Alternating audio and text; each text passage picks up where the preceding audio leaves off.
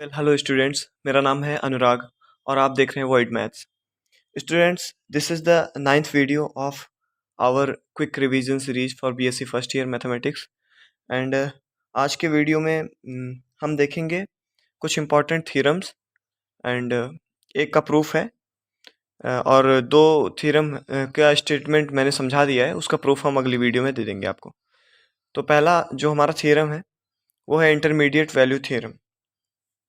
Intermediate value theorem, आइए एक बार इसका स्टेटमेंट पढ़ते हैं।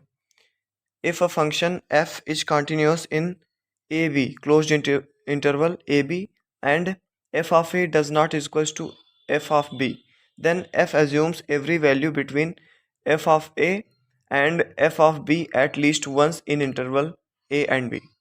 तो इसका सिंपल सा मतलब, इसका कहने का मतलब है कि इस थ्योरी में कहा गया है कि अगर कोई फंक्शन है और वो कॉन्टिन्यूस है क्लोज्ड इंटरवल ए बी में, क्लोज्ड इंटरवल ए बी में कोई फंक्शन कॉन्टिन्यूस है और एफ ऑफ ए का मान एफ ऑफ बी के मान के बराबर नहीं है, ठीक है, तो एफ का कोई ना कोई ऐसा मान होगा जो इंटरवल ए और बी के बीच में अटेन करेगा, ठीक है। तो आइए इसके प्रूफ देखते हैं, प्रूफ कैसे हम करेंगे इसको। तो मान लेते हैं guys, function F of x is continuous in interval A b and F of a does not equal to f b. हमारा फंक्शन जो है ए बी में कॉन्टिन्यूस है और एफ ऑफ बी के बराबर नहीं है। तो अब अगर एफ ऑफ बी के बराबर नहीं है तो इसका मतलब है एफ ऑफ ए या तो बड़ा होगा एफ ऑफ बी से या तो छोटा होगा। तो हमारा इसमें दो सिचुएशन बन रही हैं।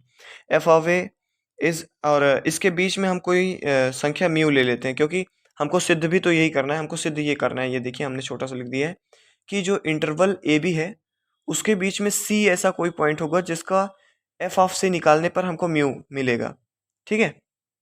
तो हमने मान लिया कि एफ ऑफ ए और एफ ऑफ बी के बीच में कोई नंबर म्यू है, ठीक है। तो अब यहाँ पे हमें दो कंडीशंस मिलेंगी। पहले तो यहाँ से देखिए, F of A is greater than F of B और एफ ऑफ बी इज, एक second, less than F of A, ठीक है। या तो ये एफ ऑफ ए बड़ा होगा एफ ऑफ बी से या तो एफ ऑफ ए छोटा होगा। तो एफ ऑफ बी इधर लिखा हूँ तो सॉरी सॉरी सॉरी सॉरी, क्योंकि मैंने एफ ऑफ बी को इधर लिख दिया है ना, तो चिन्ह बदलने की कोई ज़रूरत ही नहीं है। या तो एफ ऑफ ए बड़ा है या तो एफ ऑफ बी बड़ा है। अगर दोनों बराबर नहीं है तो कोई ना कोई तो बड़ा ही होगा। अब आइए आगे बढ़ते हैं। Let mu be any number between F of A and F of b. Mu कोई नंबर है जो एफ ऑफ ए और एफ ऑफ बी के बीच में है। तो इस प्रकार उन दोनों सिचुएशंस में इसको रखेंगे म्यू को, तो कुछ इस प्रकार से मिलेगा हमें f of A is less than mu is less than F of b, या फिर अगर एफ ऑफ ए बड़ा है तो हमको मिलेगा f of A is greater than mu and mu is greater than F of b. Okay, अब यहाँ पे हमको दो कंडीशंस मिलती हैं। तो हम यहाँ पे दो कंडीशंस हमको मिल गई। अब हमको इसको प्रूफ करने के लिए हमको एक नया फंक्शन लेना पड़ेगा। Let us define a new function g x such that, अब हमने जो नया फंक्शन जी एक्स लिया है वो इस प्रकार है कि G X is equals to F of X minus mu, ठीक है। F of X minus mu, इस प्रकार से हमने जी एक्स को लिया है। तो अब अगर यहाँ पे x की जगह a रखेंगे तो हमें मिलेगा जी ए क्या होगा इस प्रकार से, f of A minus mu, ठीक है। जी बी क्या होगा, f of b minus mu, इस प्रकार से मिलेगा हमको। अगर जी एक्स इस प्रकार से हम लेते हैं तो हमें जी ऑफ ए का मान f of A minus mu मिलेगा और जी ऑफ बी का मान f of b minus mu मिलेगा, ठीक है। और यहाँ से हम जानते हैं कि we know that f of x is continuous in A B. हमको यहाँ से शुरुआत में ही लिखा गया है कि जो हमारा एफ ऑफ एक्स फंक्शन है वो कॉन्टिन्यूस है क्लोज इंटरवल ए बी में। तो हम जानते हैं कि f of x is continuous in closed interval A b and mu is any constant function. Mu एक कांस्टेंट फंक्शन है, ठीक है। And difference of any two continuous function is again continuous function. तो इसका कहने का मतलब क्या है, इस दो लाइन का मतलब है कि हमें पता है कि जो हमारा एफ ऑफ एक्स है वो क्लोज्ड इंटरवल ए बी में कॉन्टिन्यूस है और जो हमारा म्यू है वो कांस्टेंट फंक्शन है, इसलिए वो भी कॉन्टिन्यूस है। कांस्टेंट फंक्शन हमेशा कॉन्टिन्यूस होता है, ठीक है। और अगर दो कॉन्टिन्यूस को हम माइनस करते हैं, दो दो कॉन्टिन्यूस को अगर हम सब्ट्रैक्ट करते हैं तो उसका वो जो सब्ट्रैक्ट करने के बाद हमको मिलता है वो भी कॉन्टिन्यूस फंक्शन ही होता है, ठीक है। इस प्रकार से हमको पता चलता है कि G X is continuous in A B. हमको पता चल गया कि जी एक्स भी कॉन्टिन्यूस है क्लोज इंटरवल ए बी में।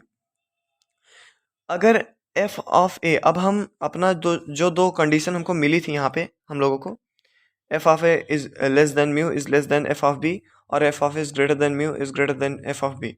तो इसमें से हम ये वाला कंडीशन लेते हैं, इसको लेके हम आगे बढ़ते हैं। तो ये कंडीशन लेने, if f of A is less than mu, if mu is less than F of b, तब क्या होगा हमारा, then g of a equals to F of A minus mu. तो यहाँ पे क्या होगा कि हमको जैसे कि पता है, यहाँ से जी ए का मान f of A minus mu आता है, कहाँ से, ये ऊपर से हमने यहाँ पे निकाला था जी ए का मान, ठीक है। तो यहाँ से हमको क्या मिल गया, G A equals to F of A minus mu. अब यहाँ पे जो कंडीशन है, कंडीशन के हिसाब से देखेंगे तो जो हमारा म्यू है वो एफ ऑफ ए से बड़ा है, मतलब mu is greater than F of ए। और अगर कोई बड़ी संख्या में से कोई छोटी संख्या में से कोई बड़ी संख्या घटाते हैं तो माइनस में आता है। अगर माइनस में आता है तो ये क्या होगा, जीरो से छोटी होगी, ये वैल्यू जीरो से छोटी होगी। इसका मतलब G of A is less than zero, ठीक है। जी ऑफ ए माइनस में आएगा जो कि लेस देन जीरो होगा। अब जी बी का मान भी इस प्रकार से हमने ऊपर निकाला था, तो जी बी का मान मिला f of b minus mu. अब यहाँ पे क्या है कि ये कंडीशन में आप देखेंगे तो एफ ऑफ बी जो है वो म्यू से बड़ा है, तो मतलब f of B is greater than mu. Then क्या होगा कि एफ ऑफ बी बड़ी संख्या है और म्यू छोटी संख्या है, बड़ी संख्या में छोटी संख्या घटाएंगे तो ये आएगा पॉजिटिव, मतलब जीरो से बड़ी। तो इस प्रकार जी ऑफ बी हमें जो मिलता है वो ग्रेटर देन जीरो मिलता है। तो इस प्रकार हमें दो चीज़ मिलती है, G of A is less than zero and G of B is greater than zero. तो अब अगर इन दोनों को हम मल्टीप्लाई करते हैं, जी ऑफ ए और जी ऑफ बी को, तो माइनस पॉजिटिव और निगेटिव को मल्टीप्लाई करते हैं तो निगेटिव आता है। इसका मतलब G of A into G of B is less than zero आएगा, ठीक है। क्योंकि ये पॉजिटिव है, ये निगेटिव है और ये पॉजिटिव है, दोनों को मल्टीप्लाई करेंगे तो माइनस ही तो आएगा। पॉजिटिव और निगेटिव को मल्टीप्लाई करिए तो माइनस आता है, ठीक है। तो ये हमारा जीरो से छोटा आ गया। Then we get G X is continuous and G A into G B, मतलब G of A into G of B is less than zero, ठीक है, जीरो से छोटा है। इस प्रकार से हम दूसरी वाली कंडीशन में रखेंगे फिर भी हमको यही मिलेगा, G of A and G of B is less than zero. दूसरी कंडीशन में आप रख के देख लीजिएगा, सेम यही आएगा, ठीक है। तो इस प्रकार से हमको क्या मिलता है कि C is belongs to A and B open interval. अब यहाँ से हम फिगर में, जैसे एक फिगर हमने बनाया था उसको एक बार देख लेते हैं। फिगर में क्या है कि मान लीजिए ये ए है, ये बी है, ठीक है, ये एफ ऑफ ए है, ये एफ ऑफ बी है। अब यहाँ से ये जा रही है, कॉन्टिन्यूस फंक्शन है। अब हमको पता है कि f of a of f of b के बीच में जो वाई बराबर एफ ऑफ एक्स का ये जो फंक्शन है, इसके बीच में कोई ऐसा पॉइंट होगा सी, कोई ऐसा पॉइंट सी होगा जहाँ पे उसका मान एफ ऑफ एक्स का मान हमें जीरो मिलेगा। तो वही हम आगे जाके इसे कंसिडर किए हैं कि C is belongs to A and B के बीच में क्लोज ओपन इंटरवल, ये ओपन इंटरवल हो गया। ओपन इंटरवल ए और बी के बीच में एक पॉइंट हमको सी ऐसा मिलेगा जहाँ जी ऑफ सी का मान जीरो होगा, जहाँ जी ऑफ सी का मान मतलब कहीं ना कहीं उसके बीच में ऐसा होगा जहाँ पे सी का मान जीरो मिलेगा। तो यही हमने माना है, C belongs to A and B such that G of C equals to zero. अब यहाँ से हमको G of C equals to zero मिल गया। इस प्रकार हम देखते हैं कि जो जी ऑफ सी का मान है, अब जी ऑफ सी का मान जैसे ए बी की जगह, जैसे जहाँ यहाँ पे हमने रखा था जी ऑफ ए, तो वहाँ हमने लिखा था F of A minus mu, वैसे जी ऑफ सी के लिए F of C minus mu आ गया, ठीक है, जो कि जीरो के बराबर है, ठीक है। इसी को हमने इस प्रकार से लिखा है, G of C equals to zero. G of C को ही हम इस प्रकार से लिख सकते हैं, जैसे जी ऑफ ए और जी ऑफ बी हमने निकाला था यहाँ पे, वैसे यहाँ पे हम ऐसे इसको भी निकाल सकते हैं, F of C minus mu आ गया which is equals to zero, ठीक है। तो एफ ऑफ सी, अब म्यू को इधर करेंगे तो f of c is equals to zero, मतलब सी ऐसा कोई पॉइंट है जहाँ पे उसका मान म्यू आएगा। तो हमको यही सिद्ध करना था, ये सिद्ध हो गया। हमने शुरुआत में ही लिखा था हमको सिद्ध क्या करना है कि कोई क्लोज इंटरवल ए बी में हमको एफ ऑफ सी ऐसा पॉइंट मिलना चाहिए जिसका मान म्यू आए, ठीक है। सी ऐसा पॉइंट हो जिसका फंक्शनल मान वैल्यू म्यू आए। तो इसलिए f of x contains each value between F of A and F of b once in a and b, once in a closed interval a and b. तो जो F of x है वो एक ना कम से कम एक बार तो जरूर एफ ऑफ ए और एफ ऑफ बी के बीच में एलिमेंट्स को कंटेन करता है। नंबर को कंटेन करता है। तो आइए हमारा दूसरा जो है टॉपिक है, दूसरी जो थ्योरम है वो है एक्सट्रीम वैल्यू थ्योरम। थोड़ा सा ये इजी है, आप इसको आराम से समझ सकते हैं। आइए एक बार थियरी पढ़ लेते हैं, फिर हम आपको समझा देंगे कैसे है। If f of x is a continuous function, हमारा एफ ऑफ एक्स कोई कॉन्टिन्यूस फंक्शन है जो कि इंटरवल, क्लोज्ड इंटरवल ए और बी में कॉन्टिन्यूस है, ठीक है। एफ ऑफ एक्स एक फंक्शन है जो कि क्लोज्ड इंटरवल ए और बी में कॉन्टिन्यूस है। तो there exist a there exist a minimum value small m and maximum value capital M of the function F of x. अब इसका मतलब सिंपल सा, इसका मतलब क्या हुआ कि अगर कोई क्लोज्ड इंटरवल में एक फंक्शन कॉन्टिन्यूस है तो उसका ज़रूर कोई मिनिमम वैल्यू स्मॉल m और मैक्सिमम वैल्यू कैपिटल M होगा। इस ग्राफ से आप समझने की कोशिश कर सकते हैं। जैसा कि यहाँ पे है, हमें एक फंक्शन है, इसका ये जो है अ, ये हमारा इंटरवल है, क्लोज इंटरवल है ए और बी, ठीक है। ए और बी के बीच में क्लोज है, तो ये हमारा फंक्शन है, ठीक है, ये फंक्शन है। तो इसका कहीं ना कहीं एक जो हमारा मैक्सिमम वैल्यू है कैपिटल एम, और एक ना एक इसका मिनिमम वैल्यू होता है। तो वही एक्सट्रीम वैल्यू थ्योरम यही कहना चाहती है कि कोई फंक्शन अगर क्लोज्ड इंटरवल ए बी में कॉन्टिन्यूस है तो उसकी कोई ना कोई एक मिनिमम वैल्यू होती है और एक मैक्सिमम वैल्यू होती है। इसका प्रूफ हम आगे की वीडियोस में देखेंगे। एक नोट भी है इसमें, आप देख सकते हैं आराम से कि इस नोट्स में क्या कहना चाहता है कि if domain of continuous function is a closed interval, मतलब क्लोज्ड इंटरवल में उस कॉन्टिन्यूस फंक्शन का डोमेन अगर कॉन्टिन्यूस है then the range must also be closed interval. Sorry, अगर वह डोमेन क्लोज्ड इंटरवल है किसी कॉन्टिन्यूस फंक्शन का तो रेंज भी क्लोज्ड इंटरवल होगा, ठीक है। जैसा कि आप इसमें देख सकते हैं, इस वाले चित्र में, फिगर में आप देख सकते हैं कि क्या है कि अगर ये जो डोमेन है हमारा ये क्लोज्ड है ए टू बी तक, ठीक है, तो इसकी रेंज भी जो स्मॉल एम और कैपिटल एम है ये भी क्लोज्ड होगी, मिनिमम वैल्यू और मैक्सिमम वैल्यू, ठीक है। यही इस नोट का कहने का अर्थ है। तो आइए अगली थ्योरम, फिर से हम अगली थ्योरम पढ़ते हैं, अपने अपने अगली थ्योरम की तरफ बढ़ते हैं, डार्बक्स प्रॉपर्टी। तो जो हमारी अगली थ्योरम है वो डार्बक्स थ्योरम है। तो डार्बक्स थ्योरम को समझने के लिए सबसे पहले हमको समझना पड़ेगा डार्बक्स प्रॉपर्टी किसे कहते हैं, ठीक है। तो आइए समझते हैं, थ्योरी पढ़ते हैं एक बार। Let I be an interval then the function F of I tends to R is said to have a Darboux property on I if for every a and b belongs to I. For every k between f of a and f of b, there exists c between a and b such that f of c is equals to k. इसका simple सा कहने का मतलब है कि अगर कोई interval में, आई इंटरवल में कोई फंक्शन आर को टेंस करती है, रियल नंबर को जाती है, तो डॉर्बक्स प्रॉपर्टी तब कहेंगे, उस फंक्शन पे तब लगेगी, अप्लाई होगी, जब एफ ऑफ ए और एफ ऑफ बी के बीच में कोई ऐसी वैल्यू सी एग्जिस्ट करती हो जिसका फंक्शनल वैल्यू के आए। आप मेरी बात समझ रहे हैं? मतलब अगर ये हो गया हमारा, मान लीजिए एफ ऑफ ए पर, और ये हो गया हमारा एफ ऑफ बी पर, ठीक है, F of a f of b हो गया, तो कोई वैल्यू हमारा सी ऐसा मतलब एग्जिस्ट करना चाहिए जो यहाँ पे के मान दे सके, एफ ऑफ सी का के मान दे सके, ठीक है।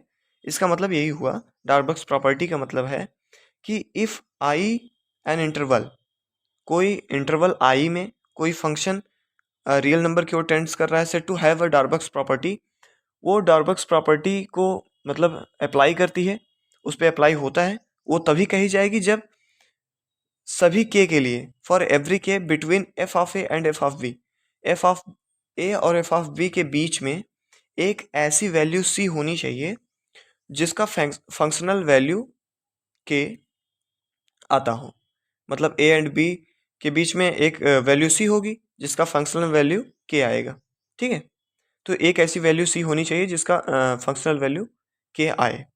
तो अब इसी के अनुरूप है हमारा डार्बक्स थ्योरम, इसी से मिलता जुलता। तो डार्बक्स प्रॉपर्टी के हिसाब से डार्बक्स थ्योरम क्या कहती है, if a function is differentiable a closed interval A b, एक फंक्शन है जो कि डिफरेंशिएबल है, ठीक है, और उसका वो क्लोज्ड इंटरवल ए बी में डिफरेंशिएबल है, तो and K is number between F dash A and F dash B. F dash A मतलब क्या हुआ, जो फंक्शन हमारा एफ ऑफ ए है उसका डिफरेंशियल, एफ डैश का मतलब डिफरेंशियल होता है, डिफरेंशिएशन, तो उसका एफ ऑफ ए का डिफरेंशिएशन मतलब f of f dash A, and F of b का डिफरेंशिएशन मतलब एफ डैश बी, ठीक है। तो अगर कोई फंक्शन हमारा डिफरेंशिएबल है क्लोज इंटरवल ए बी में, तो एफ ऑफ एफ डैश ए और एफ डैश बी के बीच में एक ऐसा वैल्यू सी एग्जिस्ट करना चाहिए जिसके लिए एफ डैश सी का मान के आए, मतलब सिमिलर सा ही है लेकिन इसमें डिफरेंशिएशन की बात हुई है। तो क्या है कि अगर कोई क्लोज्ड इंटरवल हमको प्राप्त है, ठीक है, ए टू बी है मान लीजिए, तो उस पर अगर कोई फंक्शन डिफरेंशिएबल है, तो सभी के लिए हमें एक वैल्यू एफ डैश ए और एफ डैश बी के बीच में मिलनी चाहिए। मतलब अगर डिफरेंशिएशन डिफरेंशिएबल है तो एफ डैश ए मतलब डिफरेंशिएशन ऑफ ए और एफ डैश बी मतलब differentiation of f of B, तो इन दोनों के बीच में एक ऐसी वैल्यू सी मिलनी चाहिए जिसका अगर एफ डैश सी निकालें तो के आए मान, ठीक है, उसका फंक्शनल वैल्यू को अगर डिफरेंशिएट करें तो उसका मान के आए, ऊपर वाली डार्बक्स प्रॉपर्टी से ही मिलती जुलती है। अब आइए हम देखते हैं एक इजी कॉन्सेप्ट के ऊपर, चेन रूल के ऊपर। डिफरेंशिएशन का ही एक पार्ट है चेन रूल। चेन रूल को अप्लाई कैसे करते हैं, चेन रूल बड़ा ही इजी है। इसमें क्या है कि अगर हमको कोई फंक्शन है, फंक्शन के अंदर भी कोई फंक्शन है और उसका डिफरेंशिएशन करते हैं, तो उसके लिए ये प्रॉपर्टी यूज़ आती है। कैसे, अगर जैसे हमने एक एग्जांपल लेके हम आपको समझाते हैं कि जैसे हमको एक फंक्शन है y equal to sine x, अब यहाँ पे सिंपली साइन एक्स हो जाता तो आप cos x कर देते इसका डिफरेंशिएशन, ठीक है, लेकिन अब इसमें क्या है कि फंक्शन तो है ही, फंक्शन के अंदर भी एक फंक्शन है जिसका डिफरेंशिएशन करना है, जैसा कि यहाँ पे दिखाया गया है कि y equal to F of G, तो यहाँ पे क्या होगा, y डैश इक्वल टू, अब इसका डिफरेंशिएशन करेंगे y डैश इक्वल टू, पहले तो एक बार पूरे फंक्शन का डिफरेंशिएशन होगा, उसके बाद अंदर वाले फंक्शन का डिफरेंशिएशन होगा, दोनों का मल्टीप्लाई होगा, एफ डैश पूरे फंक्शन का डिफरेंशिएशन मतलब एफ डैश जी इंटू अंदर वाले फंक्शन का डिफरेंशिएशन एफ डैश। तो इसी प्रकार अगर इसको हम हल करें तो क्या होगा, अगर इसका डिफरेंशिएशन करेंगे तो क्या होगा, d y by d x, ठीक है, तो यहाँ पे क्या होगा, d upon d x sine x square, यही निकालना है हमको। अब यहाँ से पहले एक बार हम साइन एक्स स्क्वायर को करते हैं क्या, कॉस एक्स स्क्वायर, ठीक है, अब एक्स स्क्वायर का करेंगे डिफरेंशिएशन तो हमको मिलेगा 2x, इस प्रकार से हमको मिला क्या answer, 2x into cos x square, ठीक है। आई होप आपको समझ में आया होगा कि अगर बड़ा सा बहुत सिंपल है, क्या है कि अगर कोई फंक्शन के अंदर फंक्शन की वैल्यू है और उसका डिफरेंशिएशन करना है, मतलब दो फंक्शन है, इसके अंदर भी एक फंक्शन है और साइन जो है वो इस पूरे का, ये पूरा फंक्शन है साइन का, फिर एक्स स्क्वायर भी एक फंक्शन है अलग से। अब पहले हम इसमें क्या करते हैं कि पहले हम पूरे फंक्शन का डिफरेंशिएशन कर लेते हैं, फिर उसके अंदर जो फंक्शन हमको अलग से होता है उसका डिफरेंशिएशन अलग से कर देते हैं, इसी को चेन रूल कहते हैं। मतलब जब तक अंदर तक फंक्शन है, जितना अंदर तक फंक्शन बढ़ता जाता है उतनी बार हम डिफरेंशिएशन करते जाते हैं उसी का, ठीक है। तो इसका सबसे पहले फंक्शन का डिफरेंशिएशन कर दिया, डिफरेंशिएशन करने के बाद हमको मिला कॉस एक्स स्क्वायर, साइन का कॉस होता है, कॉस एक्स स्क्वायर मिल गया। अब एक्स स्क्वायर का फिर से कर देते हैं, एक्स स्क्वायर का हमको क्या मिला, एक्स की पावर एन के हिसाब से मिला 2x, ठीक है, 2 माइनस 1 हो जाएगा तो 1 हो जाएगा, 2x मिला। तो इस प्रकार से हमको जो आंसर मिला 2x into cos x square. I hope आप सभी को आज का वीडियो अच्छा लगा होगा, अगर अच्छा लगा है तो लाइक कीजिए, सब्सक्राइब कीजिए और कमेंट कीजिए। जो आपको बिल्कुल भी समझ में ना आए, जो एग्जाम्पल समझ में ना आए, जो आपको थियरी समझ में ना आए, जो प्रूफ समझ में ना आए, प्लीज़ आप उसको कमेंट कीजिए, मैं उस पर सेपरेट वीडियो बनाऊंगा, डीपली वीडियो बनाऊंगा आपके लिए, ठीक है। तो आज के लिए बस इतना ही, वीडियो देखने के लिए धन्यवाद। जय हिंद, जय भारत।